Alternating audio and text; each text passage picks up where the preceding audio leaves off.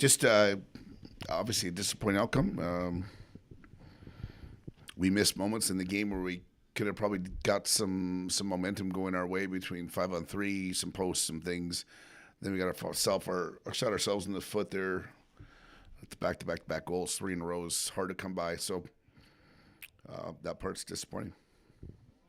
What went wrong in that 1 minute stretch for you guys, at least through your eyes?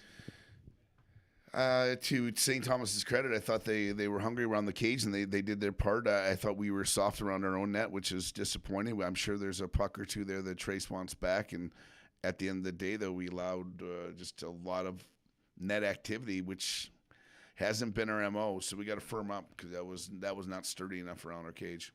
I know you said back on Tuesday that you wanted to see you guys go up to a good start. Do you feel like the first period that happened? I liked it first. I thought it's too bad. Like I said, you go back to the first. You gain momentum through drawing penalties. You get on the 5-3. You don't score. Still thought we had good push. You hit a post or two there in the first, and just that side was disappointed in the idea that didn't put it all together.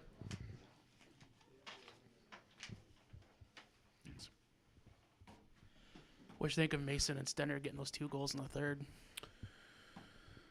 I thought it was rewarding. That group of players has probably got some things for our other guys to learn from. Their effort is non-negotiable. Their determination, the way they play, good for those guys to be hungry and around the cage. I mean, obviously there's a great play there by Evan Murr to keep a puck in on the last goal with Stender, but Mace LaBelle on an entry and a release. So those guys have been good. What did you say during the timeout in the second period to get the guys calmed down? You know what? The weird part about timeouts you ask the guys, we need a timeout. Do we need a timeout? And then we got scored on. I'm like, well, then you left me no other option but take a timeout now. You got to put the pieces back together, and I think when you get behind, guys try to put on a cape and they try to do something supernatural. We need to do ordinary things, just extraordinary, not try to go extraordinary way. So it's too bad we didn't climb back in earlier. That would have been a better piece. Coach, a couple things that were different this weekend. First of all, just a 1 game instead of a 2-game series. Does that affect how guys prepare? Sure, I'm sure it does, but there's both teams, I guess, going through the same scenario. That I thought there would be a lot of jumping. There was there in the first. We didn't get out of the way of ourselves, and I thought we started the game on time. We did some good things there, but I can't blame a 1 game. We got to figure out how to play games. It doesn't matter the time, how many games. We've had a lot of different things. You've had the 3:30 games. You've had the one-offs here, so we got to just put those parts together. Trey said that little stint where, as you said, I think he wants a couple of those back. But did you see a little frustration in him towards the end of that 4-goal run? Yeah, I mean, you could notice it. I'm just knowing Tracy, he's going to want to dig back in, and I've got no question on his recovery and rebound part. I mean, whenever this moment's happened to him, his response been very high end.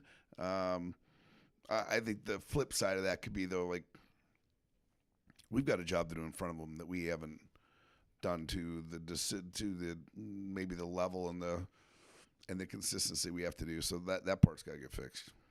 You're down 4-0 going into the third period. What happens in the locker room? Anybody step up? Did you have to say something? The guys understand where they were at? Yeah, I think the moment of truth there, they understand where they're at. You got to push a button or two. I'm certain of that. But again, it goes back to you got to get on the same page because there was some splintering when the score goes a little bit sideways. You can't have guys splinter off to their own page and their own side of things. So the response was great, but man, if you've ever been in a fist fight, the easiest thing in the world is after you've been punched in the mouth. You got to come out swinging and not hesitate on that part. Just your thoughts on the CCHA right now and the way the play is across the league. Tight. I mean, it's going to be a dogfight. There's going to be the schedule's going to work itself out to what it's going to be, but a lot of us are going to beat each other up here down the stretch. to put yourself in a pushing position. And when you gain or lose ground, it's momentary because you got to make sure you either stack some games in a row, and if it goes the other way, you're going to find yourself way behind group. Perfect. Sweet. Thank you. Thank you.